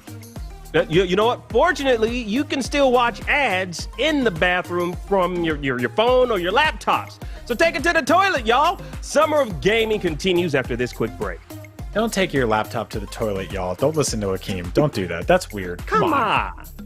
What, like, how important is your job? You're going to bring your laptop to the toilet? Come on. It's eBay. I'm trying to win something on eBay. It's an auction. Come on now. I'm trying to get a new NFT. What are you trying to win the auction for? Grossest dude? Because you already won. Ha-ha. Catch. IGN Summer of Gaming 2021 is presented by USAA Insurance and Army National Guard. Pursue multiple paths while you serve. Reach your greatest potential with Army National Guard. And by the Amazon original movie, The Tomorrow War, exclusively on Prime Video July 2nd. And powered by Duracell Optimum, the official battery sponsor of Summer of Gaming 2021.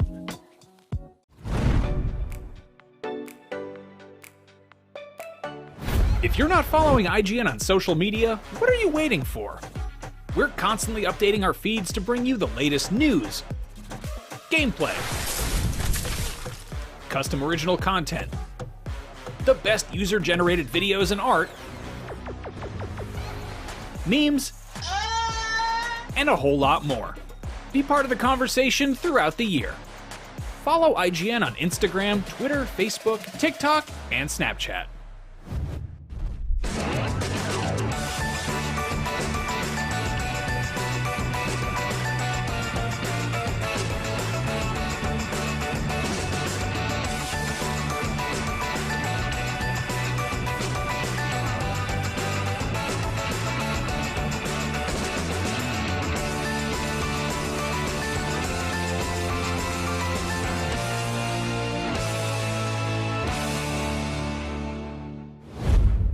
In a world with non-stop news about Marvel, DC, Star Wars, you need a show with accurate reporting, hard-hitting commentary, and me, Akeem Lawanson, host of IGN's news show, The Fix Entertainment. Whether it's the latest superhero scoop, film fiasco, or anime announcement, I'll be here covering all the breaking movie, TV, and streaming news that matters most to you. Make sure to catch The Fix Entertainment on IGN for your fix of entertainment news.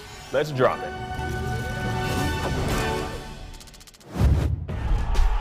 Competition brings out the best in all of us. Well, mostly. Oh, that's a controller break. That's unfortunate. Welcome to IGN Compete, where we bring you the stories behind the esports headlines. Reigning world champions. From the triumphs Daryl takes the game to the hardships It's not heavy. to the miracle moments that will go down in history. I just can't believe it. It's crazy. It's all here on IGN Compete. God, I'm in disbelief.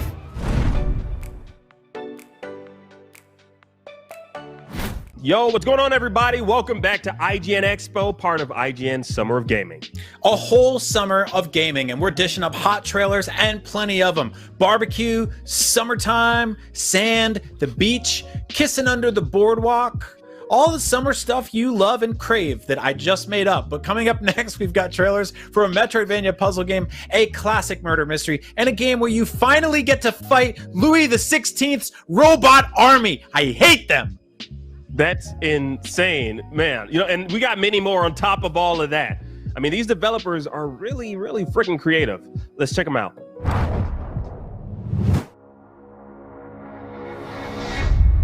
That weird woman we saw when we played in the woods. She has a crooked nose with a yucky wart.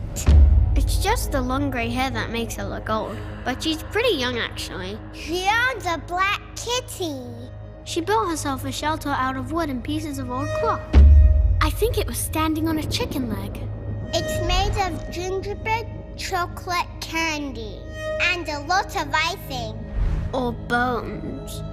She cooks in a big black cauldron over the fire. Probably bats. Spiders. Mushrooms. She can always smell a child when it's close. You want to know if all of that was real? Well, even if it wasn't before, it certainly is now.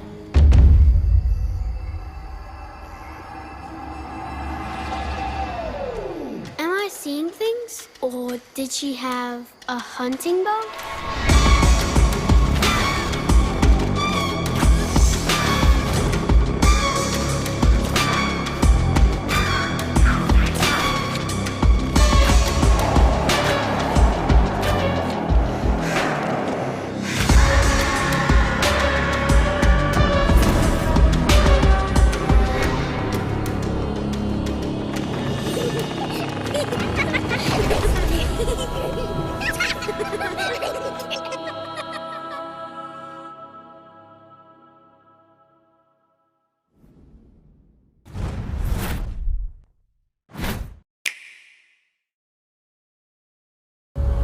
Sorrow resonates through the kingdoms. Thou can feel it in the air, a fermenting thirst for revenge. We train, we fight, to push our limits. But what are yours when you have nothing to lose? And so the sheep becomes the shepherd, culling them to this fool's paradise. What do you dream of becoming, Soren? The immortals of Chernobylite will stop at nothing to preserve their immortality. Death makes no exceptions. Imagine what you could do if you were freeing them. You lack the conviction to do what is necessary. Fate is not so easily broken.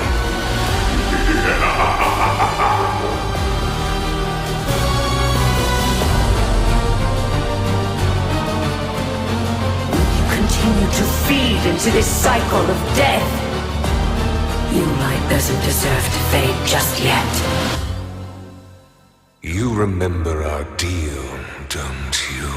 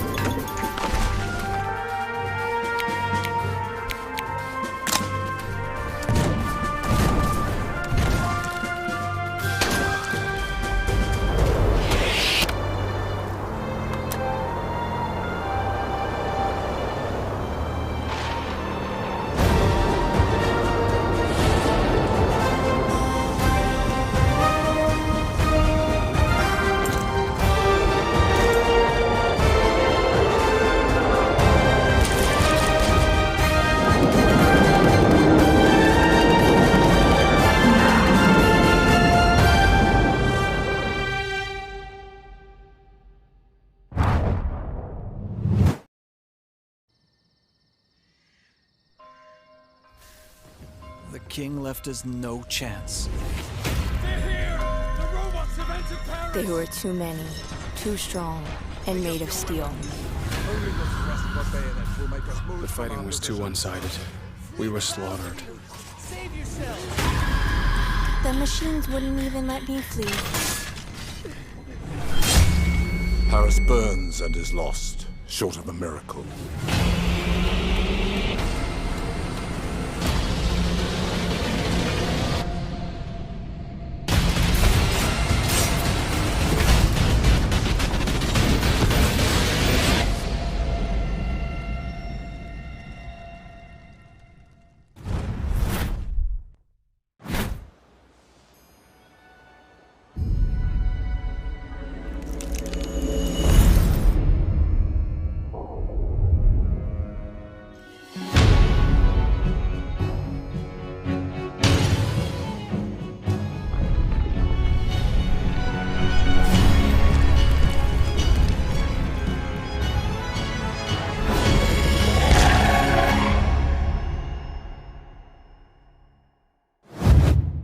Now, you just saw trailers for Blacktail, Black Skylands, Still Rising, and Unbound Worlds Apart. Now, you can actually play that last one, the demo, right now on your Nintendo Switch. And it's all a part of IGN Expo here on IGN Summer of Gaming. Brand new game trailers and reveals exclusively at IGN. Yes, and in case 4 new game reveals wasn't enough for you, we have plenty more to come. And in the past, actually. That's right, y'all. Y'all need to understand. We're living in the middle of a vast time stream of trailers right now. Can you see them, Brian? Can you see the trailers? They're all around us right now, bro. I can, Akeem, and that's because I hit my head earlier this morning. So yes, we've got 4 more game trailers to unveil, and we're going to do that without further ado while I make sure my friend Akeem here is okay. Oh, yes, I see them, Brian. The trailers, they're everywhere. Yeah, you definitely hit your head too.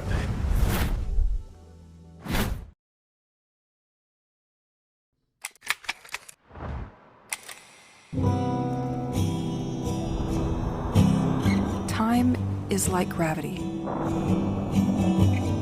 We are constantly falling forward without noticing it. But then, it all stopped for me.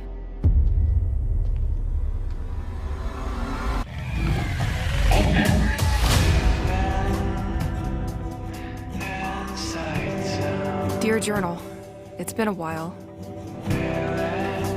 I think. And I am still unsure why I am talking to you when I am clearly the only one listening. I guess to keep some sanity.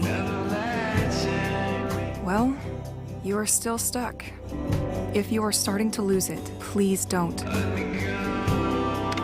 That's the only way we can get back. I'm counting on you.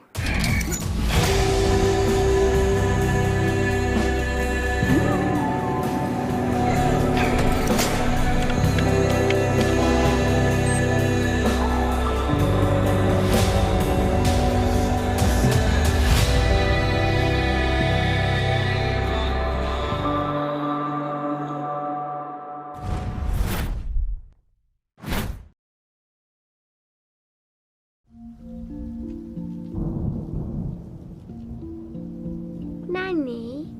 Yes, Julia? Martha's not here. So could I hear the story of the White Lady again? But you always find that story scary. Yes, Nanny. But I'm with you. So I know nothing can hurt me. Oh, all right, little one. There was once a couple madly in love who would often stroll by a lake. But one day, in a fit of jealousy, the man drowned the young woman. Too much love brought death. How can love also be so bad? This is something you will learn with age, Poppet. The man confessed, so he was hanged in the middle of the very same lake where he had killed his beloved. They searched everywhere, but the girl's body was never found. Since then, the spirit of the girl, known as the White Lady, wanders restlessly in search of relief from her eternal suffering. Only the life of another young woman can give the lady a moment of peace. That's always terrible to hear. I'll never get used to it. You never get used to that kind of pain, my sparrow. But those in great pain can attempt to evoke the lady through a dark ritual and magic of the tarot. As the lady knows their suffering all too well, she could show them pity. Or she may not.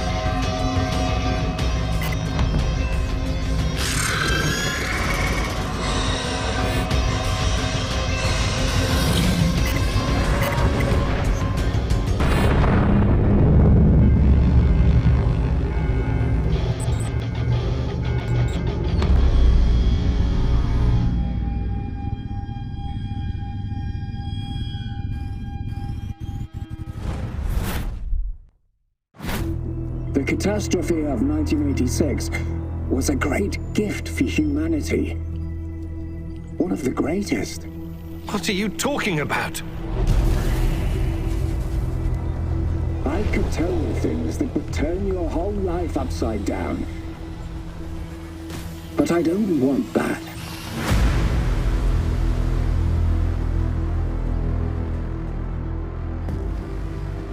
I can't have you falling apart. Don't you understand? I need you. What are you saying? I need you here. You're going to help me save her. Igor.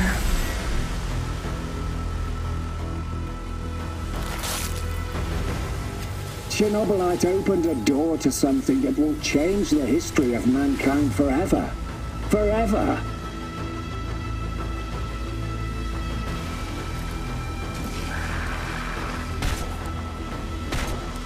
We can be together, Igor, but you have to learn the truth if you truly want to find me.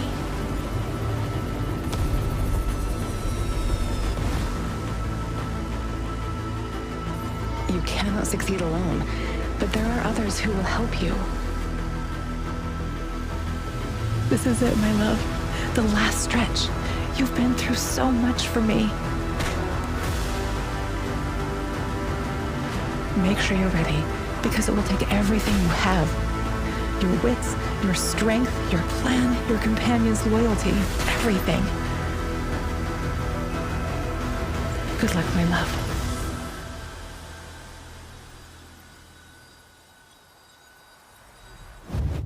You know what? What a fantastic show full of great new games to look forward to. I'm hyped for each and every one of them. Now, we just saw new gameplay footage from Broken Pieces, Martha is Dead, Haunted Space, and Chernobylite. Now, I'm personally looking forward to Sifu, since Absolver was a really unique game. Yeah, I totally agree. And I'm personally looking forward to Bramble because I have some deep-seated issues with my dad that I need to work out. Yeah, you know, well, we really went for, I think we went for like all killer, no filler this year with these trailers, which means you barely had to hear from us two. So you're welcome for that. And don't forget, y'all, E3 coverage starts tomorrow. That's right. And if you're just joining us, sorry you missed the entire show. Your clock is broken or something. Sort it out. But yes, Summer of Gaming continues tomorrow with the Ubisoft Forward Conference, so be sure to join us all as we break down the biggest reveals all E3 long. Not to mention conferences from Square Enix, Xbox and Bethesda, and Nintendo Direct, all happening next week. So hit up IGN.com for a full schedule. The Summer of Gaming continues as long as there's gaming in your heart and Mario in your sunshine. Yeah. That is really weird, but that was also sweet. I love you for that, Akeem. Thank you all so much for watching, and have a wonderful, wonderful day. You're awesome, and goodbye. Take care, y'all. IGN Summer of Gaming 2021 is presented by Army National Guard. Pursue multiple paths while you serve. Reach your greatest potential with Army National Guard. And by the Amazon original movie, The Tomorrow War. Exclusively on Prime Video July 2nd. And powered by Duracell Optimum, the official battery sponsor of Summer of Gaming 2021. And presented by USAA Insurance.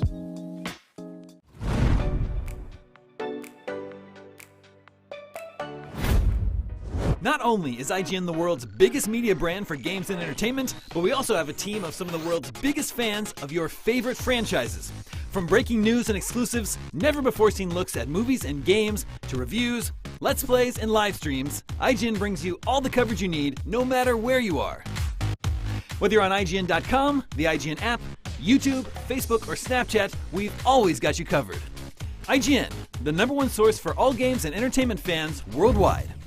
Everybody loves watching a speedrun of their favorite game, but what if you got a chance to peek into the mind of the developers behind those games as they watch their hard work get completely destroyed right in front of them? What is happening right now? That's exactly what happens on every episode of Devs React to Speedruns. We invite you to ride along with the developers as they watch, react, and enjoy some of the craziest gameplay by the most skilled speedrunners on the planet. Tune in every Saturday for a brand new episode. Competition brings out the best in all of us. Well, mostly. Oh, that's a controller break. That's unfortunate. Welcome to IGN Compete, where we bring you the stories behind the esports headlines. Reigning world champions. From the triumphs Daryl takes the game to the hardships It's not heavy. to the miracle moments that will go down in history. I just can't believe it. It's crazy. It's all here on IGN Compete. Out of a disbelief. In a world with non-stop news about Marvel, DC, Star Wars, you need a show with accurate reporting, hard-hitting commentary, and me, Akeem Lawanson, host of IGN's news show, The Fix Entertainment. Whether it's the latest superhero scoop, film fiasco, or anime announcement, I'll be here covering all the breaking movie, TV, and streaming news that matters most to you. Make sure to catch The Fix Entertainment on IGN for your fix of entertainment news. Let's drop it.